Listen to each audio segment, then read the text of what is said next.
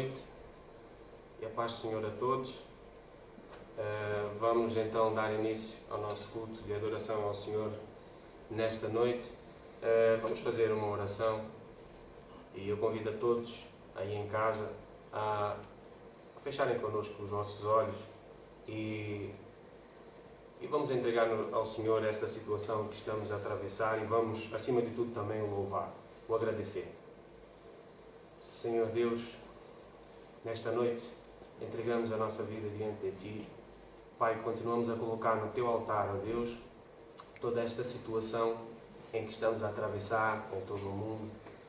Senhor, nós sabemos que Tu és soberano e estás no controle de todas as coisas.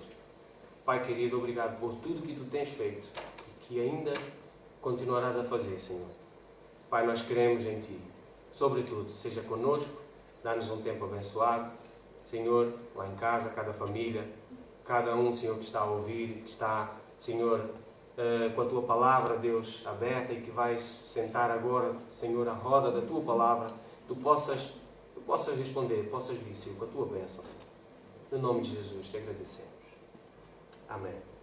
Vamos louvar ao Senhor. O nosso Deus é a nossa luz. Amém. Vamos dizer isso. Tu és a luz.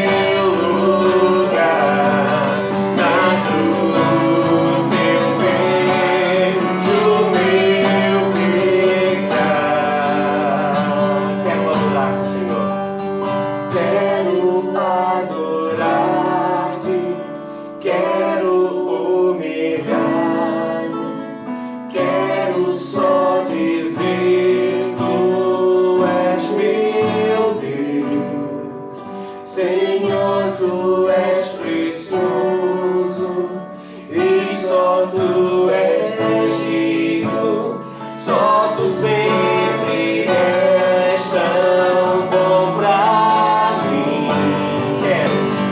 Quero adorar-te, quero humilhar-me, quero só dizer Tu és meu Deus. Senhor, Tu és precioso e só Tu és digno, só Tu sempre és tão bom pra mim. Jamais eu posso, jamais posso imaginar o preço para me salvar. Jesus pagou em meu lugar, na cruz eu vejo o meu. Jamais, jamais, jamais posso imaginar o preço para me salvar. Jesus pagou em meu lugar, na cruz eu vejo o meu pecado. É bom dizer isso, é bom declarar que nosso Deus é a nossa luz. E dizer: Senhor, eu quero Te agradar, eu quero me humilhar diante de Ti, Senhor. Eu quero, ó Pai, em meio às circunstâncias, em meio a dificuldades, só Tu és digno, Senhor. Tu és o Deus Criador dos céus e da terra. Tu és tão bom, Senhor. Nós podemos dizer isso de todo o nosso coração a Ti, ó Pai. Quero humilhar-me diante de Ti, Senhor. Quero só dizer, ó Pai, eu quero declarar bem forte, Senhor, que Tu és meu Deus, és meu Rei. Tu és precioso, só Tu és digno. A Ti pertence o nosso louvor, a nossa adoração. Quero adorar-te, quero humilhar-me, quero só dizer: Tu és meu Deus. Senhor, Tu és precioso e só Tu és digno, só Tu sempre és tão bom pra mim.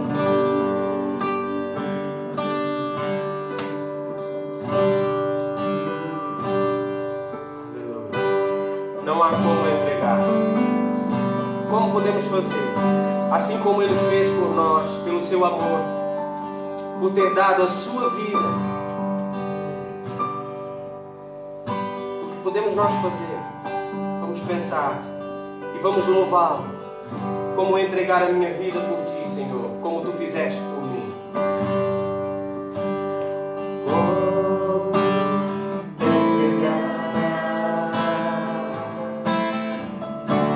A minha vida por Ti.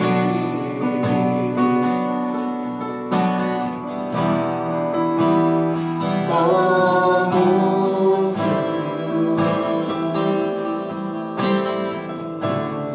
fizeste por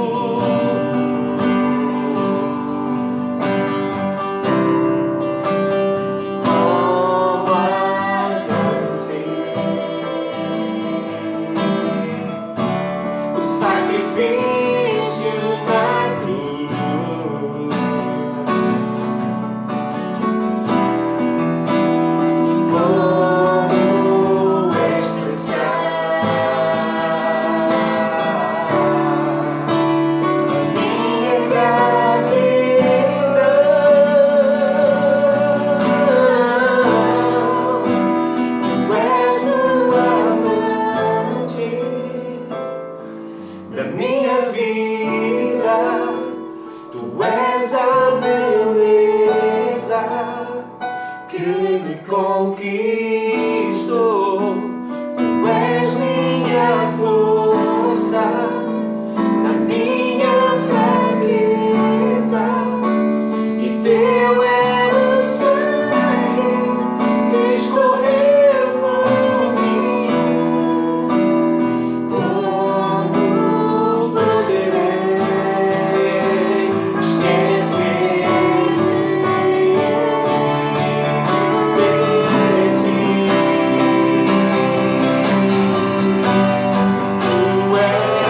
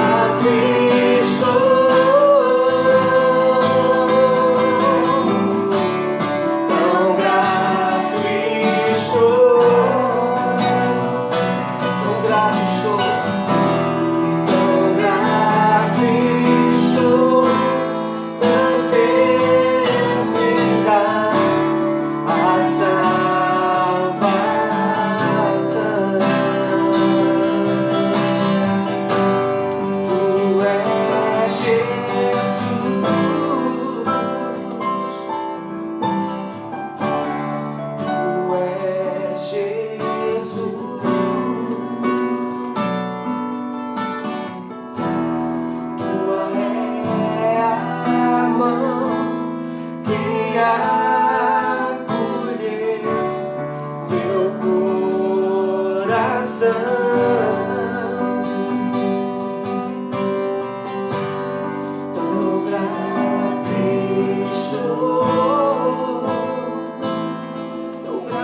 estou, tão grato estou, tão grato estou a ti, tão grato estou por teres me dado a salvação.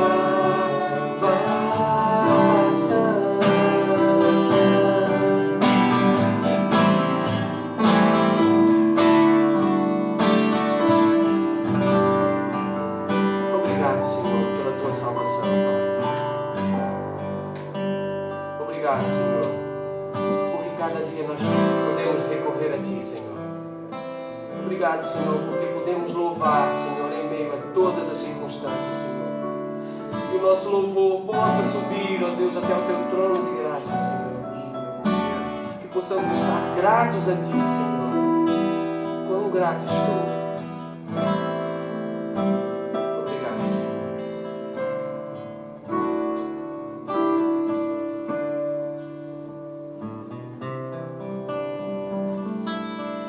Amém.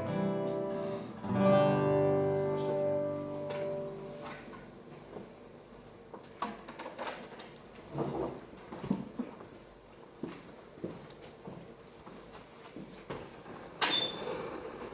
Antes de mais, paz do Senhor a todos que nos estão a ver. É bom podermos juntos, ainda que desta forma, podermos louvar e adorar ao Senhor. Podermos também juntos pensar e meditar acerca da Sua Palavra. E, tal como já cantámos, gratos estamos pela salvação, não é? Que Cristo Jesus nos concedeu por intermédio da Sua morte na cruz do Calvário, não é? Porque nós mereçamos, mas foi pelo Seu grande amor para connosco. E nesta noite eu gostaria de meditar convosco no livro de Atos dos Apóstolos. Nós temos meditado aqui em quarteira, no culto da semana, à quinta, estamos a estudar o livro de Atos e nós ficamos ali no capítulo 13. E gostaria de, nesta noite terminal, não é? Aqueles que não nos têm acompanhado, depois podemos fazer uma recapitulação, mas vamos olhar para este capítulo 13, e olharmos ali a partir do verso 27 até ao verso 42 e pensarmos agora na segunda parte da primeira pregação que Paulo faz na sua primeira viagem missionária, quando ele chega ali à Antioquia da Psídia e vai até à sinagoga, e ali ele expõe a mensagem do Evangelho. E vimos que essa mensagem ela é composta, ela tem 4 partes, mas em que Paulo foca 2 assuntos principais. Na primeira, Paulo foca ali a partir do verso 16 até ao verso 26, Paulo vai focar a promessa que Deus fez, a promessa de um Messias, a promessa de um Salvador. E agora, a partir do verso 27 até ao verso 37, Paulo vai falar então da promessa que Deus cumpriu. E depois Paulo vai pedir uma resposta. E como é evidente, nós sabemos que quando a palavra ela é pregada, ela exige uma resposta de quem a ouve, de aceitação ou de recusa. Mas é assim que nós vemos e queremos. Portanto, vamos abrir então no livro de Atos e olhar então para a promessa que Deus cumpriu. Verso 27 do capítulo 13 de Atos diz assim: pois os que habitavam em Jerusalém e as suas autoridades, não conhecendo Jesus nem os ensinos dos profetas, que se leem todos os sábados, quando o condenaram, cumpriram as profecias. Paulo, quando está-se a referir à promessa que Deus fez, Paulo foca 2 aspectos, que foi a morte, que foi o sofrimento e a morte de Cristo. E Paulo agora, ainda pegando na morte de Cristo, Paulo vai dizer que a morte ela foi o cumprimento daquilo que já estava profetizado. É interessante que, a partir do verso 27, Paulo vai declarar alguma coisa que é essencial na mensagem do cristianismo. Paulo vai dizer que a salvação de Deus, ela veio através da vida E aqui Paulo foca o sofrimento. A salvação de Deus veio através da morte, e Paulo vai focar isto também, mas agora o grande foco de Paulo, e é o grande ponto central da mensagem do Evangelho, é que a salvação também veio por intermédio da ressurreição de nosso Senhor Jesus Cristo. E Paulo vai dizer que, apesar de tudo isto estar profetizado, a verdade é que muitos não reconheceram a Jesus como Salvador. E quando olhamos para os nossos dias, é interessante esta incapacidade de, nos dias de Paulo, de forma lamentável, não é? Reconhecerem os judeus da sua época, reconhecerem Jesus Cristo como Salvador, ainda é também uma realidade nos dias em que nós vivemos. Ainda hoje muitos não reconhecem a Jesus como Salvador. Podemos falar do sábio, podemos mencionar o poderoso, podemos falar do rico, do famoso, podemos falar de algumas pessoas religiosas que ainda hoje, nos nossos dias, se recusam a reconhecer Jesus Cristo como único e suficiente Salvador, que foi enviado do céu por Deus. Quando olhamos para a palavra de Deus, vemos escrito no primeiro capítulo do Evangelho de João, no versículo 11, diz: veio para os que eram seus e os seus não o receberam. Mais à frente, o próprio Jesus, no mesmo Evangelho, vai dizer aos judeus: examinai as Escrituras, porque julgais ter nelas a vida eterna, e são elas mesmo que testificam de mim. Contudo, não quereis vir a mim para terdes vida. João 5, versículo 39 e versículo 40. Então, por outras palavras, é interessante aquilo que Jesus estava a dizer aos judeus. Ele estava a dizer que a totalidade da Escritura apontava, falava de Cristo, mas que eles se recusavam a ouvi-lo, que eles se recusavam a recebê-lo, que eles se recusavam a reconhecê-lo, que eles se recusavam a confiar nele. E nós sabemos que Jesus vai focar dizendo que todo este aspecto fala de rebeldia e teimosia que estão ligadas à incredulidade daqueles que o ouviam. Então, diante desta realidade, Paulo vai agora antecipar e vai responder a duas perguntas que certamente aqueles que o ouviam naquela sinagoga estavam a pensar diante daquilo que Paulo já tinha dito até ali. A primeira pergunta que estaria na mente dos seus ouvintes era: se Jesus é o Salvador de Deus e o Messias, então porquê é que os líderes religiosos o rejeitaram? Esta era uma questão que estava na mente dos que o ouviam. A segunda questão residia nesta: quando os líderes judeus rejeitaram e mataram Jesus, isso de alguma forma impediu ou anulou o propósito de Deus? Estas duas perguntas com certeza que estavam na mente daqueles que o ouviam. E quando olhamos para o verso 27, Paulo claramente vai responder à primeira pergunta. Paulo vai mostrar no verso 27 que os líderes judeus, eles vão rejeitar Jesus porque não o reconheceram. E porquê que não o reconheceram? Talvez esse é o motivo. Não sei se quem nos ouve partilha da mesma fé. Mas se calhar há ideias pré-concebidas que são impedimento para nós conhecermos Jesus. Por exemplo, para os judeus, eles estavam à procura de um Messias político, que seria capaz de livrá-los da dominação romana.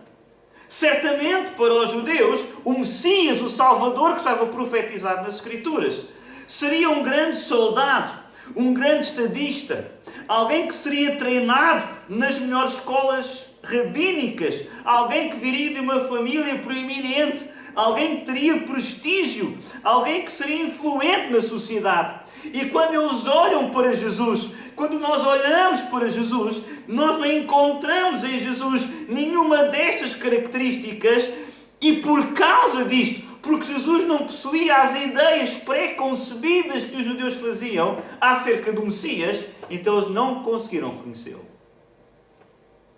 Não o reconheceram.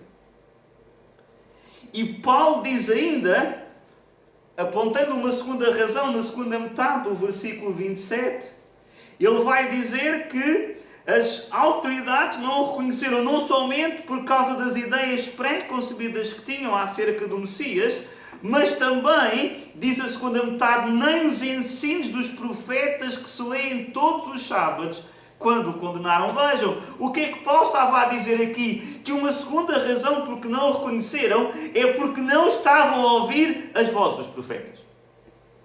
E Paulo estava a apontar aqui claramente para alguma coisa. Que eles ouviam as palavras. Vejam, os judeus memorizavam grandes porções das Escrituras. Um judeu saberia dizer quase todo o Antigo Testamento, se não, pelo menos a Tora. Ele sabia recitar de cor. Mas há um problema. É que eles ouviam, eles liam, mas eles não entendiam o que estavam a ler. Nem o que ouviam. Vejam, o próprio Jesus alertou para esta realidade. Lá no Evangelho de Mateus, capítulo 13, versos 14 e 15, ele diz: de sorte que neles se cumpre a profecia de Isaías. Ouvireis com os ouvidos e de nenhum modo entendereis. Vereis com os olhos e de nenhum modo percebereis, porque o coração deste povo está endurecido.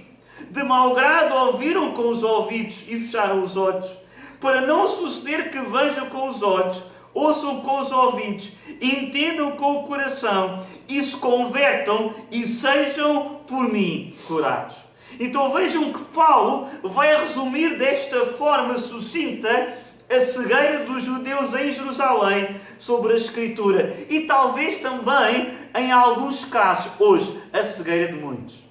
Que apesar de lerem as Escrituras, não as entendem, nem as compreendem. Mas há aqui uma segunda questão que eu mencionei. E que Paulo também vai responder.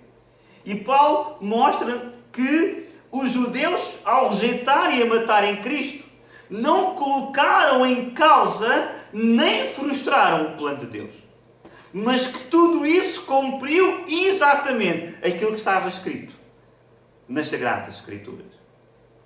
E aqui, sem dúvida alguma, ecoa na nossa mente tanto o sermão de Pedro no dia de Pentecostes, porque o próprio Pedro vai dizer isto no capítulo 2, verso 23 do sermão que faz, mas também quando olhamos para a oração da igreja primitiva, lá em Atos 4, versos 27 e 28, após a prisão dos apóstolos, a igreja vai estar reunida, vai orar e vai dizer que tudo aquilo que aconteceu foi para desígnio e propósito de Deus. Ou seja, ambos mostram que a crucificação de Jesus não foi a derrota do plano, mas foi o cumprimento do plano de Deus. E vejam que o verso 29 de Atos 13, Paulo menciona isto. Diz, depois de cumprirem tudo. É interessante, vejam o que é que Paulo diz aqui. Depois de cumprirem tudo o que a respeito deles estava escrito. Tudo foi cumprido. Por isso é que Cristo pôde dizer, está consumado. Tirando do madeiro, puseram-no num túmulo. E é interessante, vejam, há um outro aspecto interessante nestas palavras. Paulo não está com isto a absolver de forma alguma os homens ímpios que mataram Jesus.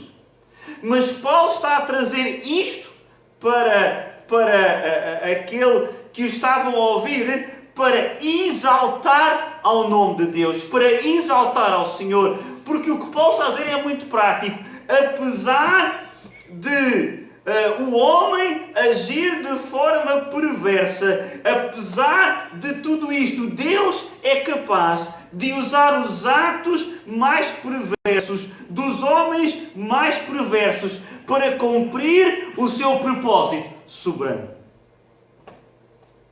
Deus tudo faz e usa para que o seu propósito se cumpra.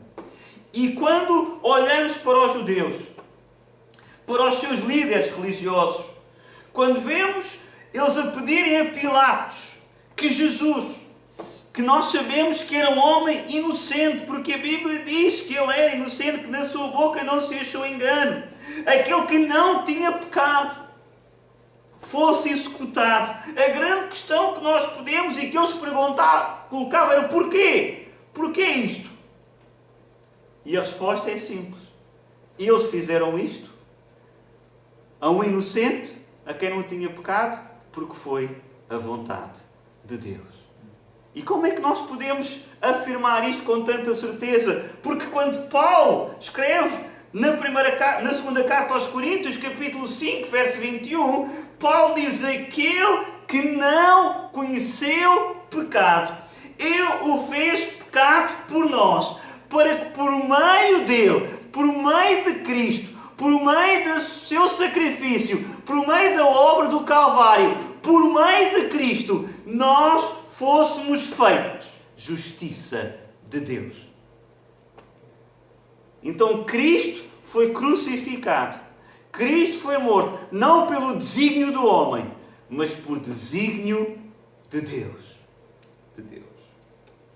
Paulo, tal como o apóstolo Pedro, e que ao longo do livro de Atos, Pedro repete exatamente isto, e Estevão também, lá em Atos 7,52. Paulo culpa diretamente os judeus pela morte de Jesus, apesar de tudo ter sido feito debaixo do desígnio soberano de Deus. Mas ficássemos por aqui, se calhar de nada tinha valido. Mas Paulo não termina a sua mensagem aqui. E Paulo vai agora chegar àquilo que nós podemos chamar o núcleo do Evangelho. Paulo vai chegar ao que nós podemos chamar o ponto central do Evangelho. Que é aquilo que traz esperança para nós hoje. Nos tempos em que vivemos, nas dificuldades que estamos a passar, nas adversidades que temos que enfrentar, o inimigo está dentro de nós. Isto é a mensagem que nos dá esperança. Vejam o verso 30. Mas Paulo diz: mas Deus, sim, os judeus mandaram matar Jesus, os romanos crucificaram, Jesus agora foi morto, mas vejam o que é que Paulo diz: mas Deus o ressuscitou dentre os mortos. E esta é a mensagem de esperança que nós temos para anunciar hoje, nestes dias e continuamente. A história não terminou quando Jesus foi morto. Não, a história continua porque Cristo ressuscitou. Porque Deus ressuscitou a Cristo entre os mortos.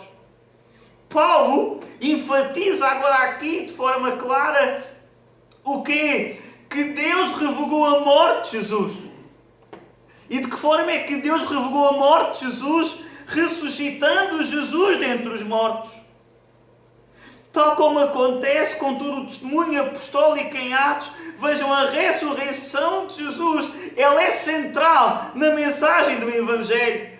Paulo, para sustentar a ressurreição de Jesus, Paulo vai mencionar no verso 31 que muitas testemunhas viram Jesus ressuscitado ao longo dos dias. Vejam o verso 31. E diz: e foi visto muitos dias pelo que com ele subiram da Galileia para Jerusalém, os quais são agora as suas testemunhas perante o povo. Quando chegamos a Atos, quando chegamos ao versículo 33, vejam, Paulo diz assim: como Deus a cumpriu plenamente a nós, seus filhos, ressuscitando a Jesus, como também está escrito no Salmo 2. Vejam em Atos 13:33, a palavra ressuscitou, e Paulo vai agora fazer esta ligação. Não se refere somente à ressurreição de Jesus, mas agora Paulo vai ligar a ressurreição de Jesus ao quarto elemento fundamental da mensagem do Evangelho, que é a exaltação, a glorificação de Jesus. Vida, morte, ressurreição e exaltação à glorificação. Quando chegamos ao Salmo 2, isto era comum na escritura rabínica, ligar duas passagens através de uma ponte. Naqueles dias, quando nós chegamos ao Salmo 2, que é o Salmo que Paulo está a colocar agora aqui, e ele diz o Salmo 2, vejam: tu és meu filho, eu hoje te gerei. É isto que diz o Salmo 2. E aqui, o que é que ele prevê? Prevê claramente a entronização do Messias de Deus sobre todos os seus inimigos. Ele venceu o último inimigo, que era a morte. E agora ele foi entronizado nos céus. Vejam que Paulo ressalta ainda mais esta realidade da ressurreição de Jesus, citando não somente o Salmo 2, ligando à glorificação, mas também Paulo vai pegar nas Escrituras e vai citar duas profecias do Antigo Testamento. É o que nós temos do verso 34 até ao verso 37. Duas profecias do Antigo Testamento. Primeiro, Paulo vai citar Isaías 55:3. E é um texto muito interessante. Vejam, está escrito pelo profeta Isaías: inclinai os ouvidos e vinde a mim. Ouvi e a vossa alma viverá. Porque convosco farei uma aliança perpétua que consiste nas fiéis misericórdias prometidas a Davi. E vejam, e Paulo está a indicar com este texto que a esperança futura de Israel, a esperança futura dos gentios, daqueles que eram tementes a Deus, que haviam Paulo naquele lugar, ela estava associada à promessa que Deus fez a Davi. Por isso é que Paulo vai citar o texto do profeta Isaías, a aliança que Deus fez com Davi. Deus obrigou-se a cumpri-la e cumpriu ao enviar Jesus Cristo, ao morrer na cruz por nós. Que quando ligamos com aquilo que Paulo está a dizer, há logo um facto, salta à vista: o Messias morto não poderia cumprir a bênção prometida a Davi. O Messias morto não poderia cumprir esta bênção prometida a Davi. Ou seja, de ter um dos seus descendentes sentado no trono para sempre. E esta promessa está lá no segundo livro de Samuel. Mas agora apontamos para o Messias que Paulo está a trazer. O que é que nós encontramos aqui? Somente aquele que vive eternamente. Somente o Messias que vive eternamente poderia cumprir a promessa que foi feita a Davi. Somente um Messias que vive eternamente. Então, por causa disto, vejam, Paulo, tal como Pedro fez no dia de Pentecostes, é interessante, há aqui alguns paralelos. Paulo vai citar o Salmo 16:10. Para quê? Para dizer que esta promessa não poderia ter sido aplicada a Davi, que morreu, mas teria que ser aplicada ao descendente de Davi. E esse descendente de Davi que se sentaria eternamente no trono é Jesus Cristo, o Filho de Deus. É Jesus Cristo. Então, o argumento de Paulo até agora é que Deus cumpriu a sua promessa. Deus cumpriu a sua promessa. De que forma? Ao enviar um Salvador para o seu povo escolhido, Israel. É facto, Paulo deixa claro, que os líderes judeus rejeitaram e mataram Jesus. Mas isso não frustrou, mas na verdade cumpriu todas as promessas de Deus. Ou seja, o Deus Todo-Poderoso, aquele que tem todo o poder, o Criador do céu e da terra, ressuscitou Jesus dentre os mortos, de acordo e em conformidade com aquilo que estava profetizado. Por isso é que agora pegamos neste Cristo ressuscitado e chegamos ao livro de Apocalipse. E o Cristo que nós vamos encontrar no livro de Apocalipse é este Cristo ressuscitado.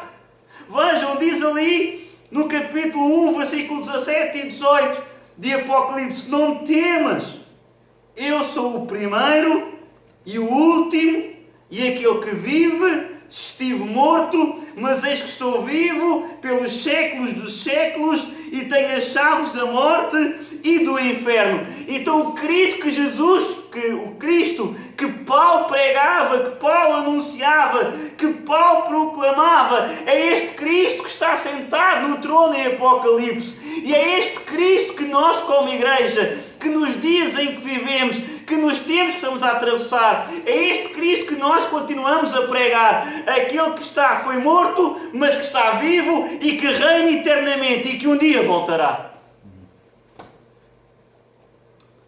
Mas como eu falei, Paulo agora vai exigir uma resposta. Paulo falou de uma promessa que foi feita. Paulo fala de uma promessa que se cumpriu. E nós sabemos que a palavra exige uma resposta. E Paulo vai exigir uma resposta daqueles que o ouviam.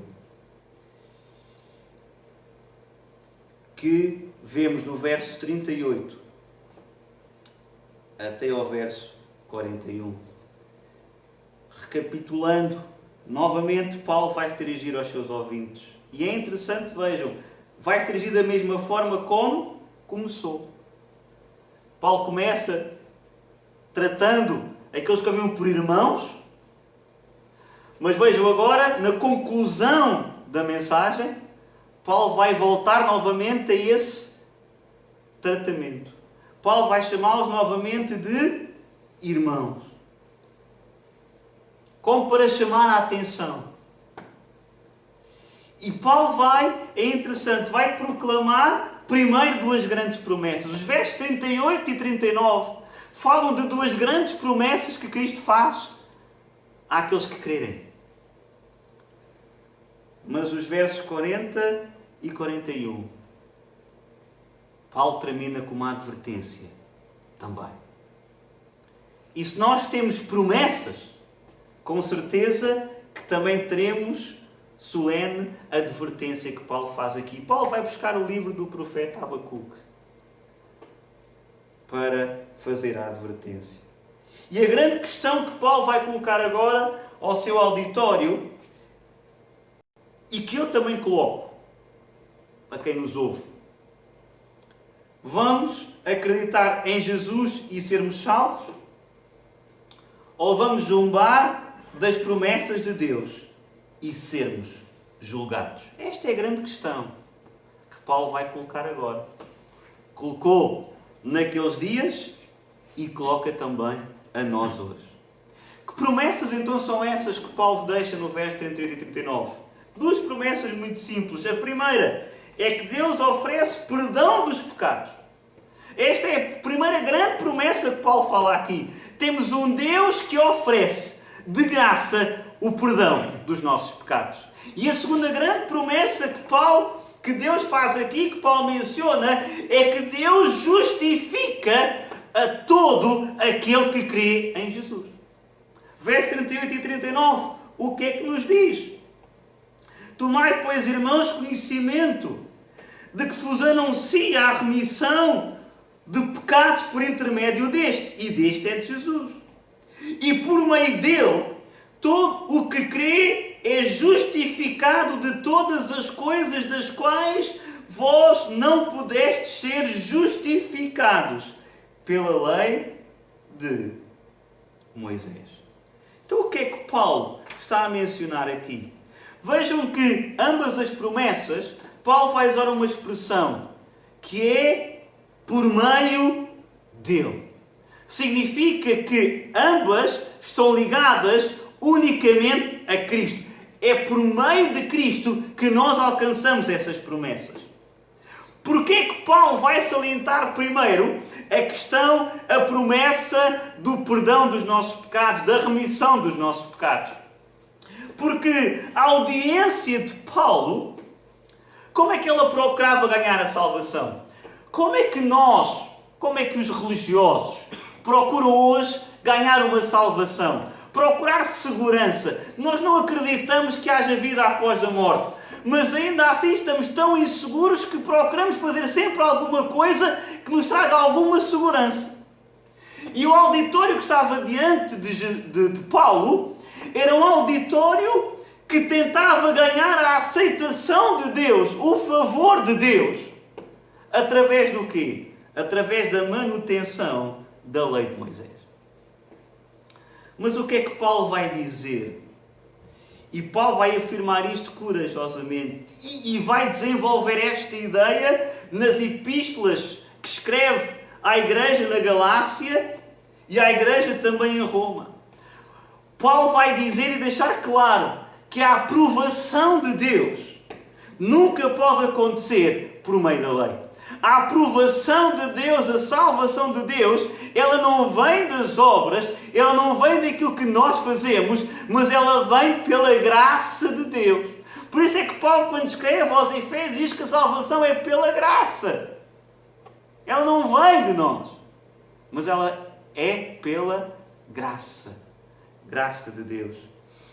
Vejam a lei, o que é que a lei faz? A lei não salva. Ninguém pode ser salvo por cumprir a lei. Não. O que a lei faz é trazer condenação a todos. Porquê? Porque todos pecaram. Porque todos violaram a lei. E por causa disso todos estão destituídos da glória de Deus. E é interessante que é Paulo que está a pregar. E nós conhecemos a vida de Paulo. Se há alguém que tentou manter a lei, que tentou cumprir a lei, esse foi Paulo. Paulo escreve isto aos Filipenses, capítulo 3, verso 4 e verso 6. Paulo diz que tentou cumprir a lei. Mas Paulo tem consciência do quê? Que Paulo não alcançou a aprovação de Deus pela lei. Não foi a lei, mas foi a graça. De seguida, Paulo vai usar duas palavras que se tornou o centro das suas cartas. Se primeiro Paulo fala de salvação, a seguir Paulo vai trazer uma outra expressão que é central também nas suas cartas, que é justificado. Se primeiramente fomos salvos, não pela lei, mas fomos salvos pela graça, pela obra de Cristo, Paulo diz agora que nós fomos justificados. Ou seja, o que é isto?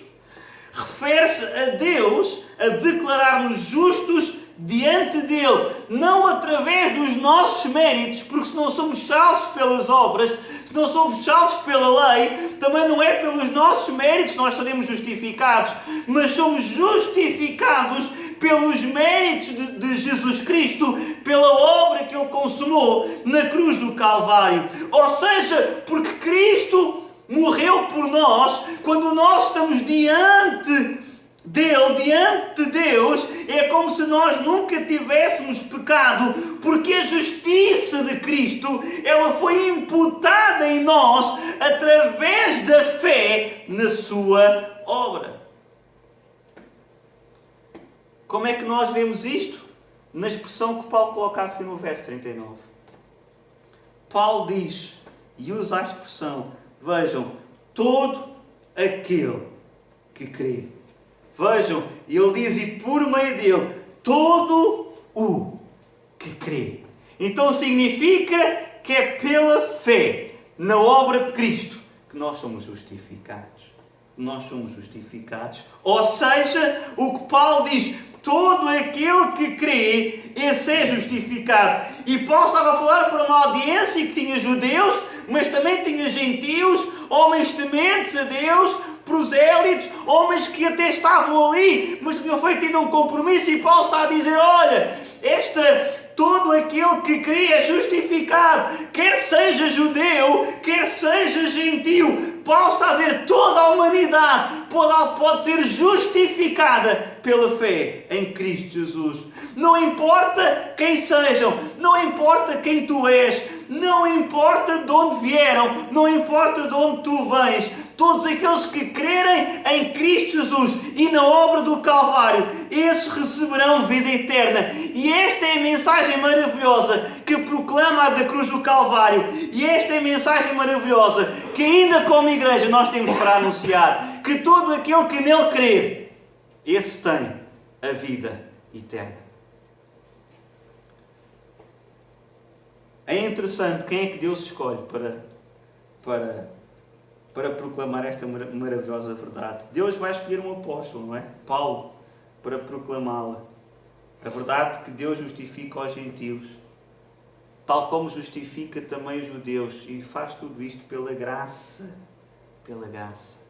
Vejam que Paulo em Gálatas, capítulo 3, Paulo diz, ora, tendo a Escritura previsto que Deus havia de justificar pela fé os gentios, anunciou primeiro o Evangelho a Abraão, dizendo, todas as nações serão benditas em ti. Mas chegamos ao culminar, quando lemos João 3,16. E ali está escrito: porque Deus amou o mundo de tal maneira que deu o seu Filho unigênito, para que todo aquele que nele crê não pereça, não morra, mas tenha a vida eterna. Quase a terminar. Falámos das duas promessas, onde nos é apresentada a vida eterna, se nele colocarmos a nossa fé. Mas Paulo vai agora falar e fazer uma advertência. Se calhar tu que ainda não colocaste a tua fé em Cristo Jesus, precisas de estar consciente desta verdade também. Que advertência Paulo faz aqui? Que advertência? Paulo alerta-nos para termos cuidado, para não zombarmos, para não ridiculizarmos as promessas ou a promessa de Deus. 40-41. Diz: notai, pois, que não vos sobrevenha o que está dito nos profetas.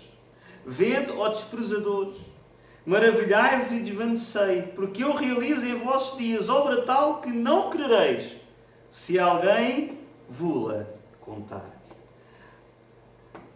Eu gostaria de terminar a minha mensagem com uma boa notícia.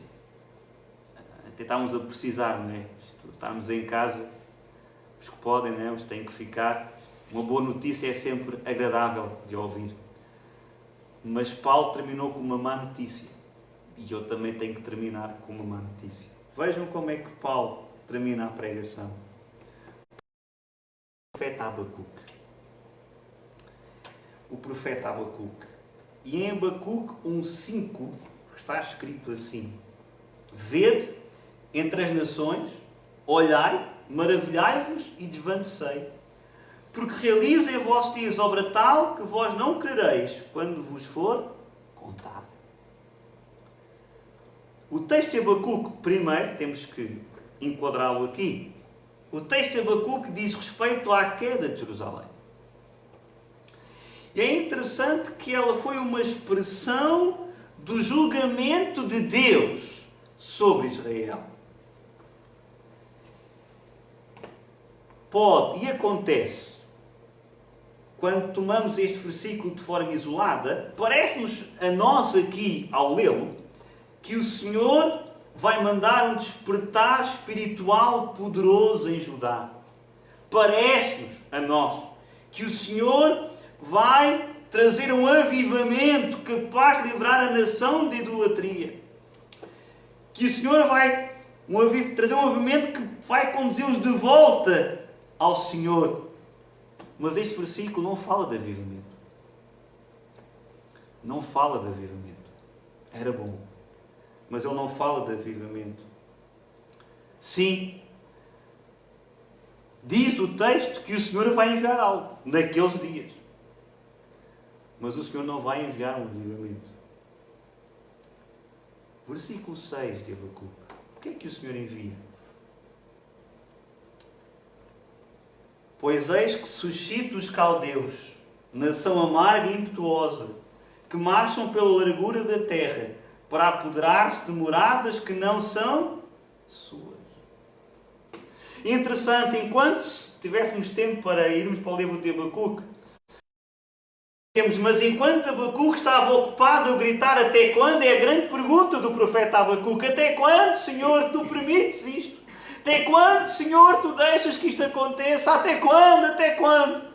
E enquanto o profeta clamava até quando? Até quando? Deus ele estava a orquestrar os eventos da história de modo que os babilónios tornassem a nação mais poderosa do mundo e que finalmente eles viessem até Judá, até Jerusalém e colocassem fim à violência e à injustiça que Abacuque via e que dizia que o Senhor nada fazia para parar. É verdade que quando Abacuque ouviu isto, nada o pôde ter surpreendido mais. Porque Abacuque conhecia os babilónios, conhecia os caldeus, conhecia a crueldade desta nação. todo o mundo conhecia, mas foi este que Deus usou para trazer não um avivamento, para trazer não um despertamento, mas para trazer um julgamento. Chegamos agora aqui a Paulo. E Paulo está a pegar neste exemplo para dizer o quê? Que naquela ocasião Deus julgou o seu povo no Antigo Testamento. Mas agora Paulo está a dizer o quê? Que o mesmo Deus julgará também todos aqueles que vivem no período do Novo Testamento. Vejam, Deus vai julgar quem? Aqueles que rejeitam a oferta do perdão que Deus dá através da obra de Cristo Jesus. Deus vai julgar aqueles que rejeitam a obra de Cristo. É interessante que a palavra grega para desprezadores que é usada aqui, ela significa claramente aqueles que rejeitaram o Evangelho. Fala daqueles que desdenharam da palavra profética de Deus. E até a própria palavra desvanecer aqui significa desaparecer. Então quando Deus diz, eu realizo em vossos dias obra tal que não crereis se alguém vos-la contar, Ele não está a falar de avivamento, mas Ele está a falar de julgamento sobre qualquer um que rejeitar a palavra profética que Ele está a enviar. A implicação aqui é muito clara para nós. Deus trará destruição a todos os que zombam e desprezam a sua graciosa promessa de salvação através da fé em Cristo Jesus. Então, vejam, a mensagem que Paulo vai trazer é claramente uma espada de dois gumes. Em que sentido? Crer em Jesus era obter o perdão dos pecados, algo que a lei era incapaz de fazer. A lei trazia condenação, mas Cristo Jesus traz o perdão dos pecados.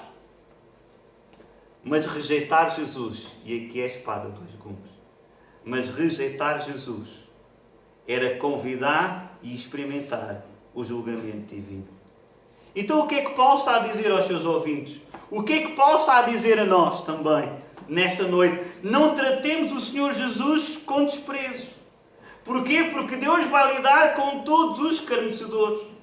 O que Deus está a dizer nestes dias, o que Deus está a dizer na cruz do Calvário, o que Deus está a dizer à tua vida, à minha vida, à nossa vida, é que não deixemos de lado o que Ele fez por nós. Na plenitude do tempo, Deus tomou a iniciativa, Deus enviou o seu Filho, nascido de mulher, nascido sob a lei, para remir, para salvar aqueles que estavam sob a lei, para que esses recebessem os direitos de filhos. E agora Deus está a dizer hoje, não tratemos este maravilhoso plano de salvação com desprezo. Este é o aviso de Deus para nós hoje.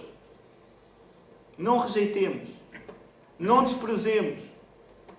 Não. Paulo termina com uma má notícia. Concluo. Vejam a reação do povo. A reação dos que o ouviram. Verso 42. Diz, ao saírem eles, rogaram-nos que no sábado seguinte lhe falassem estas mesmas palavras. Vejam, diante de tão contundente e vigorosa mensagem, qual foi a resposta, qual foi a reação daqueles que o ouviam? Muitos acreditaram.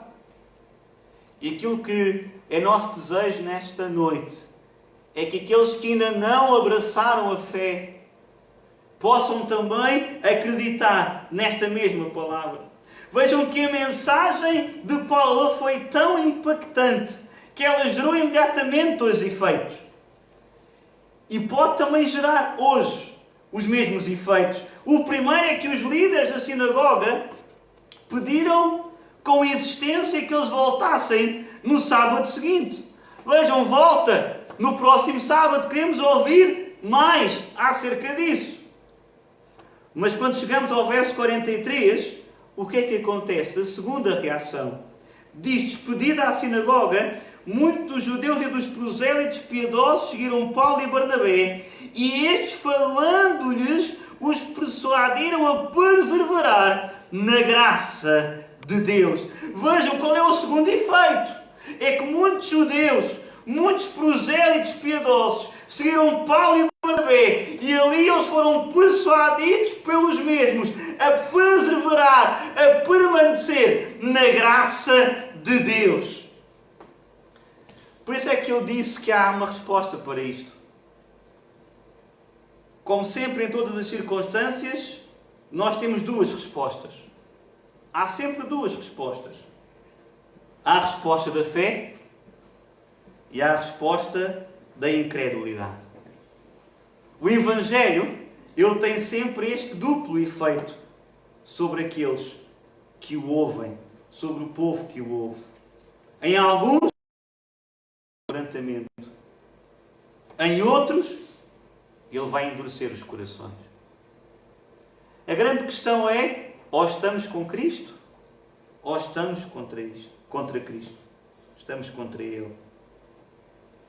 É interessante lermos e percebermos, se continuássemos a ver o capítulo 13, que uma semana depois, quase toda a cidade se reuniu na sinagoga para ouvir a palavra de Deus. Para ouvir a palavra de Deus. Claro, Lucas exagerou aqui um bocadinho, usou uma hipérbole. Não foi quase toda a cidade. Mas houve homens que ouviram e que quiseram ouvir mais, quiseram ouvir de novo a palavra de Deus. Então o que nós vemos aqui, e aquilo que eu queria deixar nesta noite, é que a palavra de Deus, quando ela é pregada, ela vai gerar este efeito, ela vai gerar esta ação, ela vai fazer alguma coisa extraordinária. Nós vemos aqui a ação do Espírito Santo na cidade de Antioquia da Psídia. Ele fez alguma coisa extraordinária pela pregação da palavra. E agora deixem-me dizer isto: o evangelismo, ele não resulta, ele não está dependente de dispositivos humanos, de estratégias humanas, de oratória, de meios de comunicação, de sei lá o quê. Não está dependente da manipulação inteligente, mas o Evangelho, ele produz resultados porque ele é a manifestação do poder de Deus em ação. Por isso é que quando chegamos a Romanos, capítulo 1, verso 16, Paulo foca exatamente esta mesma verdade, dizendo o quê? Pois não me envergonho do Evangelho, porque é o poder de Deus para a salvação de todo aquele que crê, primeiro do judeu e também do grego.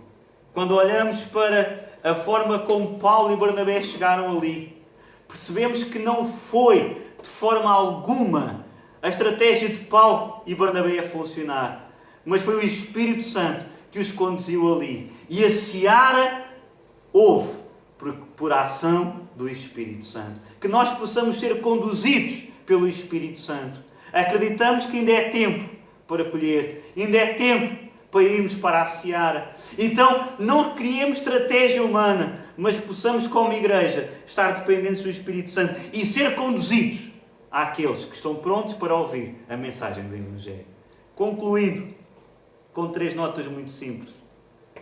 O sermão de Paulo dá-nos provas abundantes de que Deus manteve fielmente a sua graciosa promessa de enviar Jesus como o Salvador de todos aqueles que nele creem. Paulo diz que a palavra desta salvação foi enviada a nós, diz no verso 26. Diz que por meio dele o perdão dos pecados foi anunciado a nós, diz no verso 38. E diz que através dele todo o que crê é justificado diante de Deus, verso 39. Como diz também que todos aqueles que zombam ou ignoram sofrerão penalidade eterna de eterna destruição, banidos da face do Senhor e da glória do seu poder. Deixa-me lembrar-te uma coisa, ao concluir, que Paulo estava a falar para um público religioso. Todos os presentes acreditavam em Deus, senão não estavam ali. E se calhar tu também acreditas em Deus nesta noite. Mas deixa-me dizer-te, não é suficiente acreditares em Deus. Tu precisas de fazer outra coisa. Precisas de colocar a tua confiança em Jesus Cristo.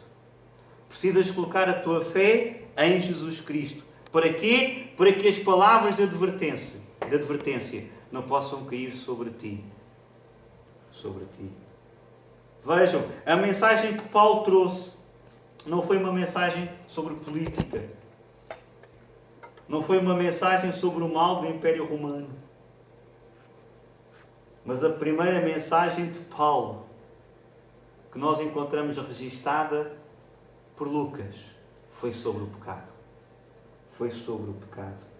E deixa-me dizer-te hoje, a nossa maior necessidade, não é que, e estamos a orar para que Deus se mova e para que Deus possa pôr a sua mão sobre esta pandemia que estamos a viver. E Deus tem poder para operar e para acabar com tudo isto, sem dúvida alguma. Mas a tua maior necessidade nesta noite não é que Deus faça alguma coisa, mas acima de tudo é o perdão dos teus pecados. Essa é a tua maior necessidade. Foi a minha maior necessidade e continuará a ser a maior necessidade de todos aqueles que ainda não abraçaram a sua fé em Cristo Jesus. A nossa maior alegria, para aqueles que já o fizeram, poderão concordar comigo, a nossa maior alegria é conhecermos e sermos capazes de dizer: eu sei que os meus pecados foram perdoados. Não importa quão sujos eles possam ser, não importa quão vermelhos eles possam ser, ainda que sejam como carmesim, em Jesus Cristo, os meus pecados, os nossos pecados, tornam-se brancos como a neve. Que alegria podemos sentir ao dizer, ao ter esta certeza. Os líderes da sinagoga disseram a Paulo e Barnabé: irmãos, se tens alguma palavra de exortação para o povo, dizei-a. Verso 15. Em Atos 13, 26, lemos: irmãos, descendência de Abraão, e vós outros que temeis a Deus, a nós nos foi enviada a palavra desta salvação. Deixa-me dizer-te, e termino com isto: Deus enviou uma mensagem de salvação.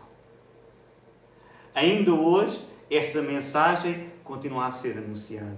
Deus enviou uma mensagem de encorajamento para nós, nos tempos em que vivemos hoje, nas circunstâncias que vivemos hoje. E Deus enviou esta mensagem com um presente para a humanidade. A minha grande questão é: o que é que tu vais fazer com este presente? Vais recebê-lo? Vais abraçá-lo? Vais confiar em Cristo? E vais ser salvo? Já fizeste isto nesta noite? Para a igreja, deixem-me só dizer isto para os irmãos que nos ouvem nesta noite. Deus sempre dará oportunidades preciosas para pregarmos o Evangelho. Sempre dará. Fiquemos atentos às oportunidades que Deus nos está a dar. Sejamos fiéis como igreja na proclamação do Evangelho. Apresentemos a pessoa bendita de Cristo. Falemos que Ele é o Salvador prometido por Deus. Que o seu sacrifício, morte e ressurreição são suficientes para salvar o pecador, mas que rejeitá-lo traz uma terrível condenação sobre ele. Falemos do pecado. Falemos de toda a condenação que pesa sobre o homem, a qual pode ser desfeita somente por meio, através de Jesus Cristo. Anunciemos a todos que aqueles que quiserem abraçar a salvação sempre voltarão a querer mais da palavra de Deus. Como igreja, nos tempos em que vivemos hoje, que esta seja a mensagem que nós anunciamos. Senhor amado, te agradecemos, Deus, pela tão grande mensagem de salvação que um dia, Senhor, tu concedeste a nós, Senhor, por meio do teu Filho Jesus Cristo. Gratos estamos pelo sacrifício que vimos, Senhor, na cruz do Calvário, sendo nós tão indignos e tão imerecedores, Senhor. Gratos estamos, Senhor, por aquilo que tu fizeste por nós. Deus, ajuda-nos, Senhor, a perseverarmos nesta salvação. Deus, ajuda-nos a anunciar esta salvação nestes tempos difíceis, Senhor, que possamos trazer esta mensagem de esperança, esta mensagem de encorajamento. Senhor, para aqueles, Senhor, que ainda não o fizeram, Senhor, oramos para que tu possas abrir o seu entendimento, para que eles possam abrir o seu coração, para que eles possam abraçar como Senhor e Salvador das suas vidas. Senhor, obrigado por aquilo que tu fizeste por nós e por esta vida eterna que podemos hoje desfrutar somente em ti. Amém.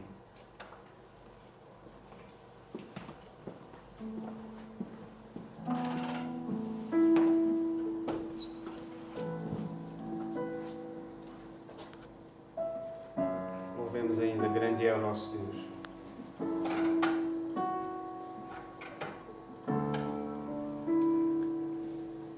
Queremos contemplar o teu esplendor, Senhor, e a tua majestade.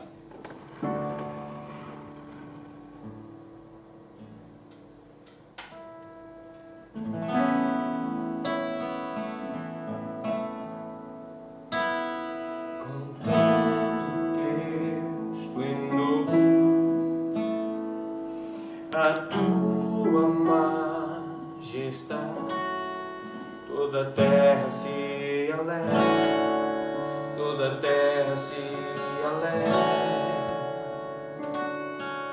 De luz ele se vestiu,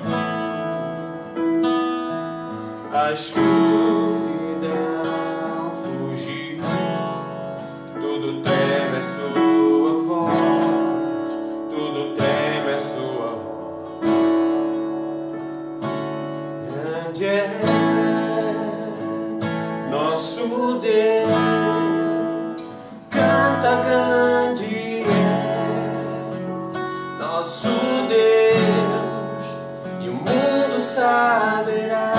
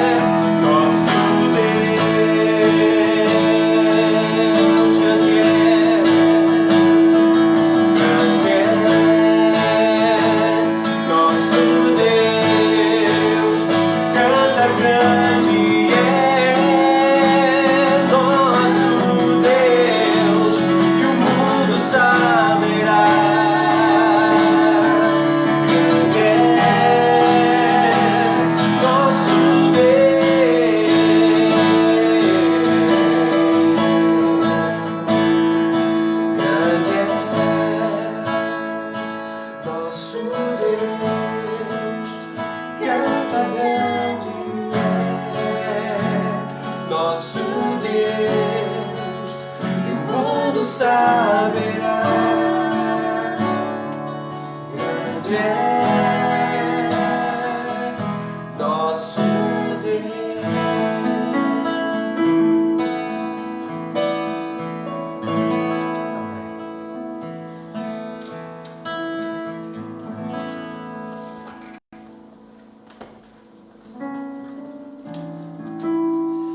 Amém. Nós vamos então terminar e lembrar a todos os irmãos que o nosso relógio de oração ele continua. Que os irmãos possam cumprir o seu horário e vamos continuar pelos assuntos pelos quais temos estado em oração, para que Deus possa pôr a sua mão nesta pandemia, pelos profissionais de saúde, por todos aqueles que estão na linha da frente, pelas autoridades, pelas decisões que têm que ser tomadas, pela Igreja de Deus, não somente aqui, mas também em todo o mundo. Vamos orar por todos aqueles, há irmãos nossos na fé que estão doentes com este vírus, vamos orar também. O pastor Norinha já está melhor, pela graça de Deus. Acredito que até ao final da semana já vai sair, foi um milagre que Deus operou, e temos de dar graças a Deus por isso. Mas vamos continuar a orar. Há irmãos na Suíça que estão contaminados pelo vírus. Vamos orar para que o Senhor possa estender a sua mão, orar também por todos aqueles que estão doentes, que não têm desta fé que nós temos, que possam abrir o seu coração para Jesus também, que nós como igreja possamos levar esta mensagem de esperança e salvação, que ainda hoje tem poder para salvar todo aquele que nele crê. Vamos orar por aqueles que já perderam os seus entes queridos, familiares, que Deus possa consolar os corações. Orar também para que esta pandemia não afete economicamente. Vamos orar para que haja sustento, emprego, mantimento nas famílias. Estes são os assuntos e vamos continuar a orar e oremos até que o Senhor dê vitória e dos céus opere, confiando que Ele é soberano para fazerem tudo a sua vontade e o seu querer. Estaremos aqui então no próximo domingo às 16 para mais um culto.